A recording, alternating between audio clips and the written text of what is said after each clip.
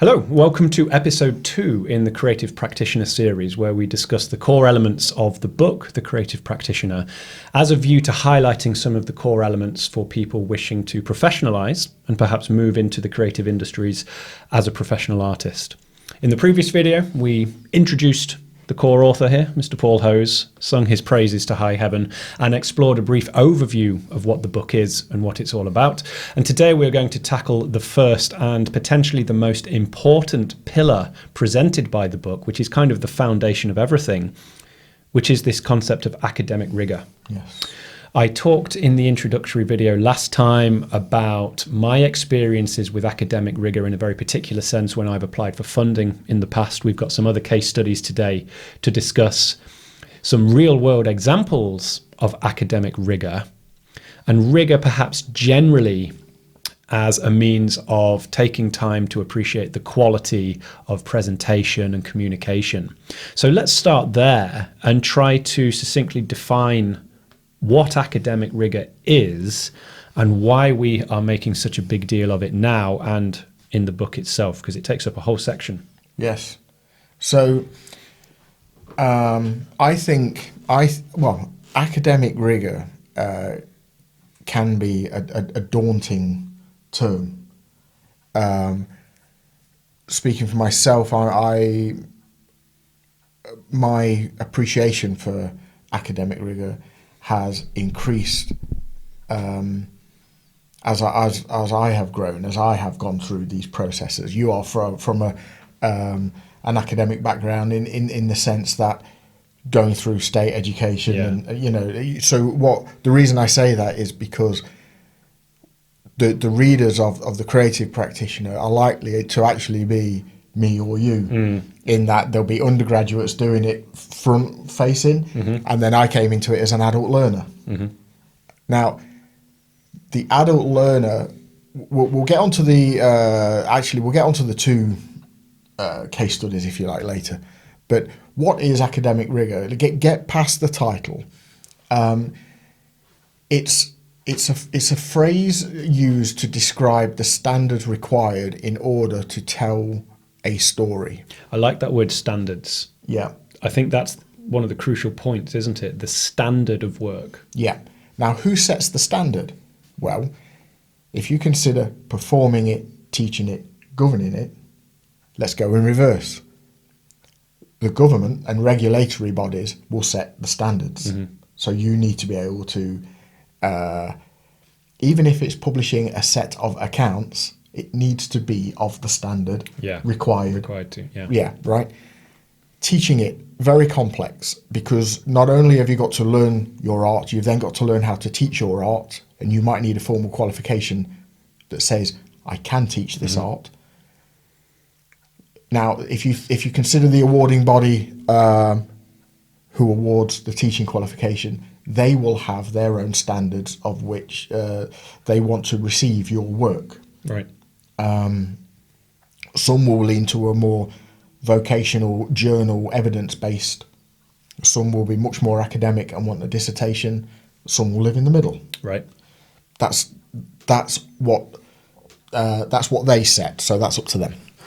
But you must, in your academic rigour, in your research, you must be able to understand what those standards are, because that will help you decide which governing body, which awarding body is right for you. So the word academic can be a bit of a red herring, can't it? And so can rigour, can't it? Like they're quite suggestive words. There's an instance recently, post-COVID.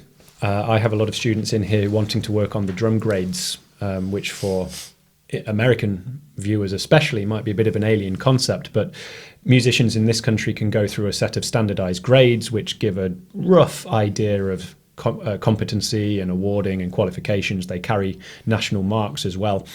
And since COVID, there's been a much bigger uptake in remote submissions, where you film the candidate's exam and submit it as a piece. And candidates, my students especially, were initially very pleased with this, because it meant they're not in a room with an examiner. They can take it as many times as they like and record as many takes as they like. But in recognition of this, a lot of the exam bodies have introduced performance considerations as a real big portion of the mark, in some cases 20% of the mark, to do with your presentation. So examiners will comment on the student's pacing between each piece, whether they are rushing, whether they are giving it the due care and attention. If a student finishes a piece, chokes the cymbal, turns the page and starts straight away again on the next piece, they take this to mean you are not demonstrating sufficient care or occasion for the piece itself. So they want you to imagine you're on stage in front of an audience, presenting a body of work, not just rushing through page after page after page. And I think this is actually a realistic example of this standards of presentation in a very genuine practice where people might not expect it. You wouldn't necessarily think of something like academic rigor to apply to a drumming exam. Yet students risk losing up to 20% of their overall mark based solely on how they present themselves, how they look to be focusing, how they look to be engaging with the music, even how they turn the page, even how they rush between pieces. So despite the name, there are very real and common instances of this arising, even in places we might not expect it. Yes, and as a creative practitioner yourself, you need to be able to have the ability to understand what can be very technical documents that are published by the awarding bodies. So coming back to my example then, the exam criteria and the requirements for me submitting a video presentation, because if a student pays me the entry fee and pays for the lessons and expects me to submit a video submission of their child doing their grade 5 or whatnot, and I get it wrong in terms of what Trinity or whoever the examining body want to receive, well, I've wasted everybody's time and possibly money as well if I have included microphones when the exam documentation says do not include microphones. Or I've used a multi-microphone setup when it says only include one. Now, these are things we take for granted, but the setting of standards and the complying with those standards is essentially the core message. And let's take it a step further. If we talk about, well, let's say there's a breakdown in the relationship as a result of that misunderstanding. Yep. Who's accountable? Yeah. Me. You might have to give a refund of 6 months fees. And I might lose the student if they lose trust. Yeah. So do you A, have enough money in the bank in a reserve to cope for that? Cover that, yeah. Or do you B, have professional indemnity insurance? Yeah. Not just public liability. Right. But the indemnity. Loss of reputation, loss of business. Yeah. So, yes, standards. The way in which you communicate, the standards to which you communicate. Standards of presentation. Standards of operation. Yes, and understanding the sphere in which you are operating. You will be operating even when you're doing your year-end accounts.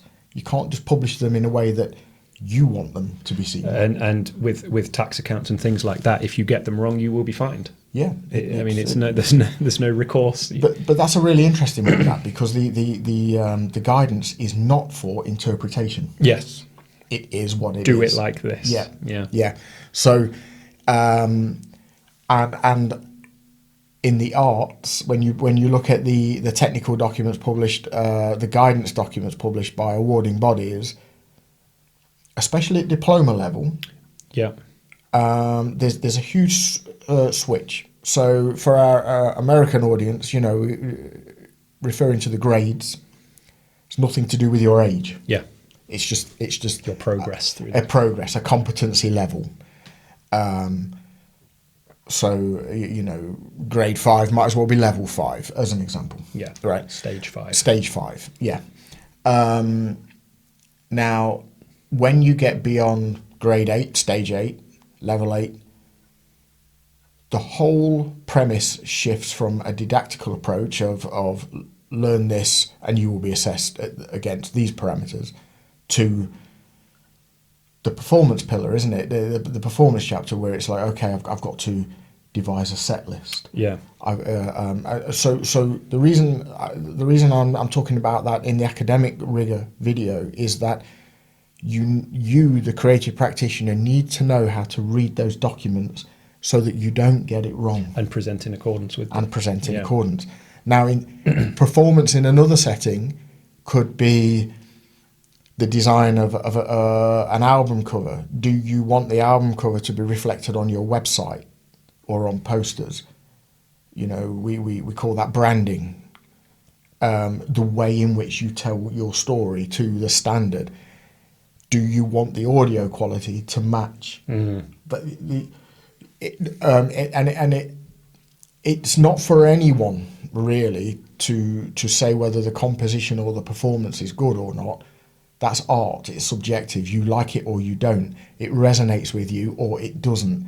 We need to get past that. To this presentation. It's a presentation of the art. So you've got the book open in front of you, page 33. Yes, and indeed. there's a wonderful triumvirate of definitions Yes. there. We called this foundational at the beginning because these elements which you're about to read to us get applied to the remaining three pillars. Yeah. Academic rigor as it applies to performance, academic rigor as it applies to teaching and education, academic rigor as it applies to governance, running a business and selling it. Yeah, exactly that. So the bullets on page 33, the setting of standards, the provision of instruction, and the demonstration of achievement. And they're quite daunting definitions, aren't they? They are, and they will all mean something potentially slightly different to whoever's watching the video today. You know, so the setting of the standards. What's the parameter? What standards? What are we talking about? What setting? That is to be understood. So if you're applying for funding, what are the standards expected by the fund managers? Are you just looking at the funding documents, or have you done some research at what funds have been successful? Yeah, going that step further. Yeah, exactly. And that is research. And rigor. And rigor. And I champion, you know, there's two types of research. There's the armchair research and the field research. So in my opinion, both are of equal importance. So you've got to be able to do your armchair research, whether that's at home or in a library, or of one form or another. But why not contact someone who's been successful? Yeah. How did you do that? Even if they're in a different part of the country, how you know? Do you mind? And even the act of contacting that person needs to fall under this, because we were talking about somebody the other day, weren't we, who contacted you asking for something, and it was incredibly blasé, almost to the point of disrespectful. And what they were asking for was quite a significant thing, and that looked quite bad for them. So if you are contacting somebody to ask for something, that in itself, I think, has a setting of standards that is going to directly impact the outcome. If you're contacting somebody out of the blue and saying, you don't know me, but I want you to help me with this, please. Yeah. How you present that email, phone call, letter, whatever it may be, is going to directly influence your relationship with that person, and whether your request is even considered or not. That falls under academic rigor. Knowing how to present yourself as you contact somebody asking for something, even just that email. Yeah. And within that as well, there needs to be an expectation. So as an example, at the Royal Society of Arts, I as a fellow have the ability to actually publish whether I'm open to collaborations or not. Right. Because I just might be busy. Right. You know, or actually I might be seeking help. Yeah.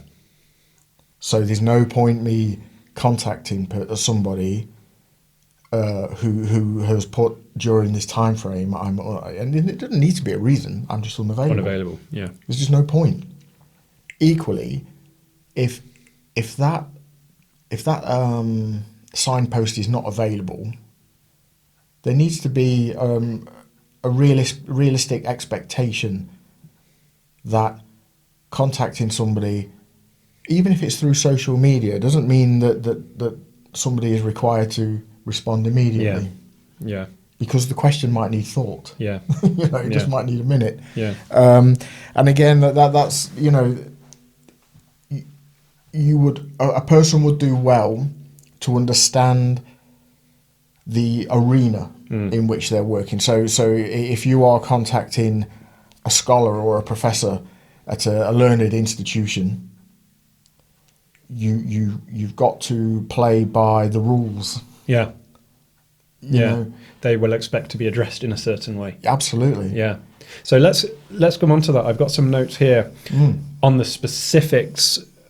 It's very easy to talk conceptually about academic rigor. Yeah. There are some very pragmatic sides to it as well. You can take over from me here, but we've got things like branding, house style, tone and voice, grammar, spelling, use of language, use of formatting. Yeah. How do these things come into play? Because these have a daily, we're talking about composing emails. So the two hats that I wear are, well, there are similarities, believe it or not, but on the face of it, they're quite stark. You know, the contrast. If I talk about MLC just for a moment, we have decided that our branding is not just a logo. It needs to have a purpose. The business needs a vision, and the brand needs a set of values. Reflects all of those things. Yeah. But then you take that a stage further, and you say, well, do the owner directors, are they above the line set out by those values? Are they adhering to those values? Yeah. Yeah. And then actually, from a helicopter view, you kind of spiral down and say, well, actually, do the centre managers understand and live those values? Are you practicing what you preach? Yeah, all the way down, and all the way up. So, and that comes into tone, the tone in which we speak with anyone who interacts with us. We don't say, I don't know. I will find out for you. Yeah. Let me get back to you. Yeah. It's reflected in the language used in email. It's reflected in even the timing of email. Never give bad news by email. Never give bad news after 3 p.m. Right. And never after 12 p.m. on a Friday. Right. Because I don't want to pique anyone's anxiety. Yeah, when they can't do anything about it over the weekend or something. Exactly. And then there's no point in me giving out bad news when I'm not available, because the phone's going to ring immediately.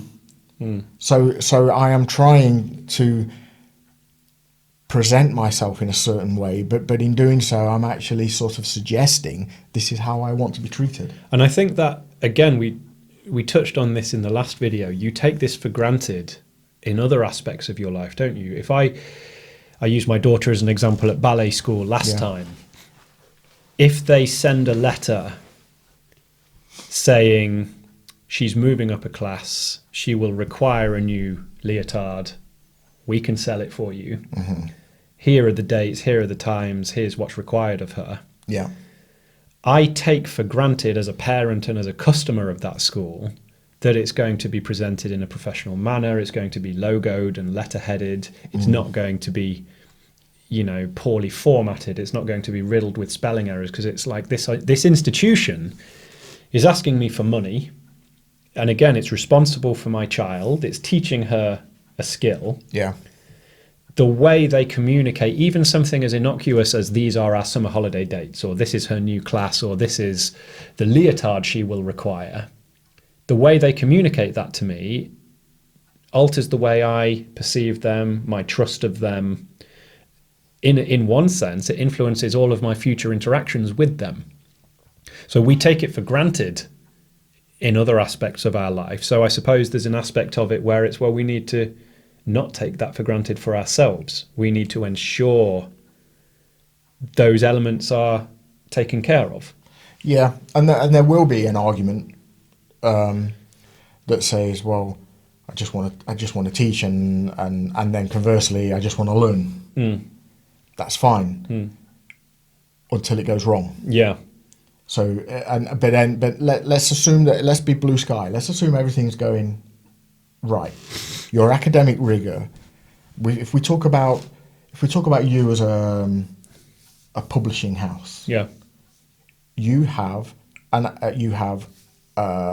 branding, even if it's suggested in that there will be a font. Yeah. It will be a particular size. Yeah. The books will look and feel of a standard. Yeah. And they will look and feel as though they belong to each other. Yeah. Even by way of There's a consistency. a family. Yeah. Yeah. And then when you go into the content, it's of a particular standard. Which again, we would take for granted, wouldn't we? Reading something else, buy a book from somebody else, we expect that standard. And what's interesting with that is that a lot of the arts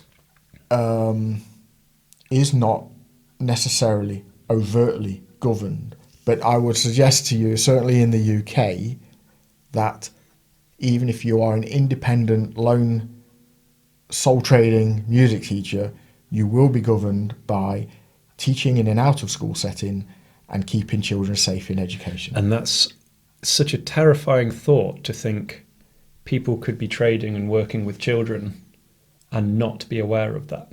And you know, I say this, you know, I'm not a legal expert. I say this, that's okay, because I am not aware of every law of the land. You can only make reasonable, best reasonable effort. Exactly, and so what I would suggest to you is even if nothing else, go and research those two documents. Yeah. Because you are expected to conform to those standards, and you are accountable. So let's turn this to some practical application then, because again, it's very easy to get conceptual about it. And one of the main ideas here, yes, we're signposting these ideas, but also trying to provide guidance as to how they work and how they're applied. There's an example I want to use from your experience. One of Paul's roles is as an assessor of, are they level 4 and level 6 diplomas, which are vocational qualifications. You can do them at a college, you can do them privately, and they result in a level 6 qualification, which is roughly equivalent with... So the level 4 is the first year of an undergraduate degree, Right. and the level 6 is akin to the third year. So they're quite a serious qualification. They are, and they come with, the level 6 in particular comes with a lot of credits that can be set against your... They can transfer, can't they? They can transfer to the degree, yeah. So one of your roles is to assess people's submissions for these diplomas, and they're primarily in performance-based diplomas and teaching. Yeah. And there's one instance in particular that I think highlights this really well. One of your students was doing a teaching diploma. Was it the level 6 or the level 4, do you recall? 4. The level 4 teaching diploma, Yeah. which places them quite high up in the teaching hierarchy. You know, even at level 4, which is, as you say, the first year of an honours degree, a bachelor's degree, it demonstrates a high level of teaching acumen and experience and expertise. And this person certainly demonstrated that in their playing and their teaching ability. But I think this was actually part of your inspiration originally to start on this project. There is an academic side to present that, to demonstrate. You talked about demonstration, communication. You have to be able to demonstrate these things. There are essay submissions, there's bodies of evidence of work and evidence of progression journals and diaries and things like that. And I recall you despairing at the quality of the essay writing, and how little justice it did to this person's actual ability to teach and to play. Yeah. So this person, adult learner, highly competent, as you say, a highly competent musician, highly competent teacher, but couldn't articulate themselves in written form. Now, there were several points of learning from that episode, but if we go through to the application, of it. There might be a requirement for any of you who are teaching to be able to write an end of term report. If there's a safeguarding incident, there might be a requirement for you to make a statement, a written statement. From an independent teacher's perspective, there might be a requirement for you to have copy on a website that says, this is me, or perhaps a charter. Selling your products. Yeah. Selling your services. Yeah. In terms of the researching element, there is a requirement to research pedagogy and to be able to identify which pedagogy you use in your day-to-day practice. So you're self-aware. Self-aware of your own processes. Yeah. But then, so again, you've got to have the ability to go and research to the standard of a first year undergraduate. Yeah, that's the qualification you're being given. That's the qualification, right? But then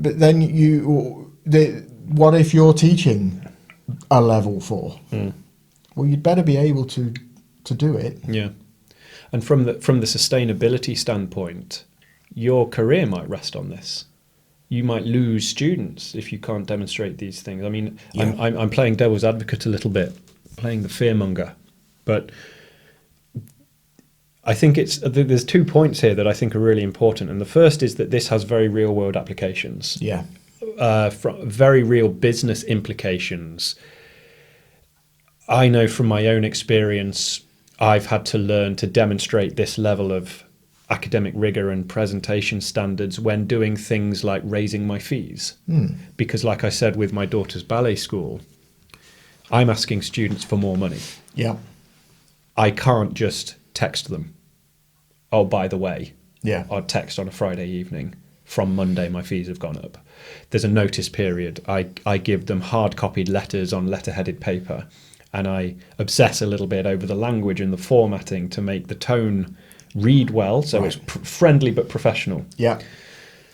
So there's a very real side to this. It's not just in the case of qualifications. That example was within a qualification context, but there are real implications of this. If I can't spell very well, I struggle with my spelling. Well, of course, there are tools around this, but if I'm not using those and I include spelling errors in a letter telling people that my fees have increased, it doesn't look very good. It's damaging to my reputation. It's damaging to my credibility. Your brand. My brand is damaged. If my website is littered with spelling errors or poor formatting, it's damaging to my brand. It's damaging to my business, as I've said. Yeah. So I think it's really important to clarify that there are real ramifications for this, which is why we've placed it at the beginning of the book. Yeah, and the danger with this chapter is that it's overlooked because of its title. Which is why we're starting with it here, exactly. And the academics, the title is such a weird one, isn't it? Yeah. But the second thing I want to add is that it is a skill that can be improved. As is all of it. So you described yourself as not someone particularly academic minded at the start of this, or from a background. My career, definitely. Not necessarily academically inclined. If there's people watching this or listening to this who themselves are worrying now, oh, all of this talk of academic stuff that I'm no good at, there are skills you can learn.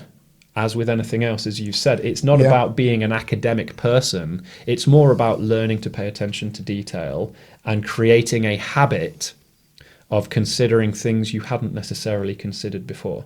Yeah, so when considering academic rigor, regardless of the setting, try to consider that you ought to be able to deliver the same message in the same copy to 3 audiences.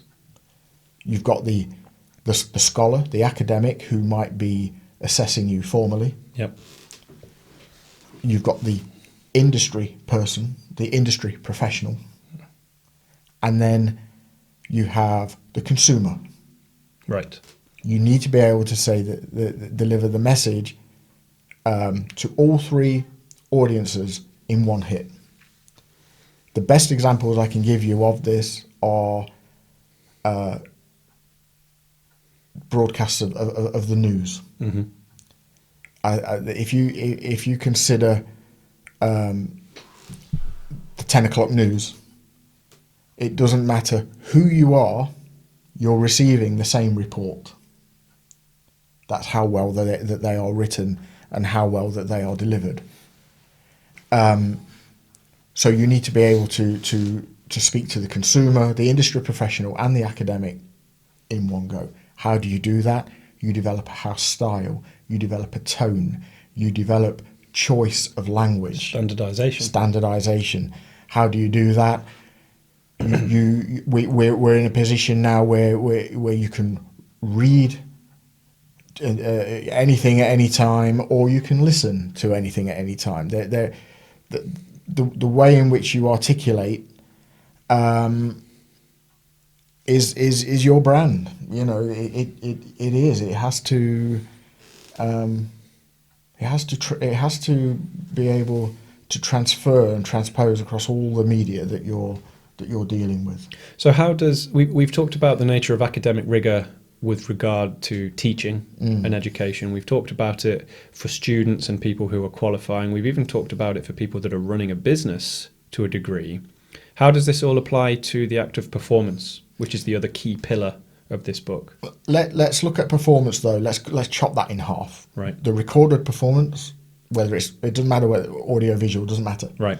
And then the live performance. And performance might mean an exhibition, right? This is not necessarily music centric. Exactly. So I'm a member of the V&A. I get a lot of inspiration by being at the V&A, even though my art is not necessarily the same. But the way in which I went to the Chanel exhibition, and the storyboarding, the way in which they told the background of a very complex character, the font, the size of the font, the text that was augmented by a photograph. So it's presentation and communication again. Yeah. And then and there is, of course, a brand, not only the V&A's umbrella brand, which is, might I say, is to make it akin to your work. Your umbrella brand is your Artificer logo, which is increasing in value all the time. Maybe, hopefully. No, it is. But then you've got the brand of each individual product. Yeah, the front cover, the presentation. Yeah, the content. Yeah, they're interdependent, aren't they? Yeah. So again, it doesn't matter whether you're exhibiting, performing, recording. If you're recording, it's forever, so consider that. Are you able to present it in the way that you would like to receive it? So that brings me on to what I was going to ask you about then. This last bullet point on my notes here, and I actually think sums it up possibly the best. Okay. What's Batari's box? Batari's box. Okay. So I in my other hat with the ACF, the kind of, when we're taught officer leadership, what you're trying to do is lead people. Right. But actually, it's softer than that. It's to bring people along for the ride. Guide. Yeah. Okay. So Batari's box is 4 boxes in a square that all overlap. Your attitude affects my attitude. My attitude affects your attitude. Right. Your attitude affects, and on it goes. It's just repeat all the way around. Right. I impact you, therefore you impact me, therefore, and so on and so on and so on. So when you explained this to me the other day, you said how you perceive yourself impacts how you present yourself, which impacts how you are received, which impacts how they then relate back to you. Yeah. So it's that Batari's box cycle. I need to perceive myself as professional enough to justify those fees. Yeah. I therefore need to present myself as such. Yes. In the hope that I will be perceived by them as justifying those fees, which then causes them to respond in kind. Yeah. And the presentation of yourself is not just the ability to do it or the ability to teach it. it's the whole brand. It's the environment. It's the tone. Yeah. Which are the specifics we were talking about, isn't it? Yeah. Yeah. So I suppose we can conclude then that academic rigour in the broadest sense and the most applicable sense is the setting of standards and the presentation and communication, both of yourself and of your message. Yes, and knowing your audience. And this has direct implications for the 3 subsequent pillars, which are teaching, performance, and the act of running a business itself. Indeed. So we will come on to those next time then. We're going to deal with teaching next time, teaching in the arts in video 3, performing the arts in video 4, and running a business and governance and professionalisation in video 5. Yep. So if you've enjoyed this, you can find us on our Creative Practitioner podcast, which is available wherever you consume your podcasts. It's simply called the Creative Practitioner podcast. The book is available, as I have said, everywhere, physically, digital, and on Kindle. You can explore more at jonathacurtis.co.uk, paulhose.com. And we hope you will join us on the next video, in which we'll be exploring the first major pillar, which is the teaching. Absolutely. Thank you very much. See you next time. Thank you.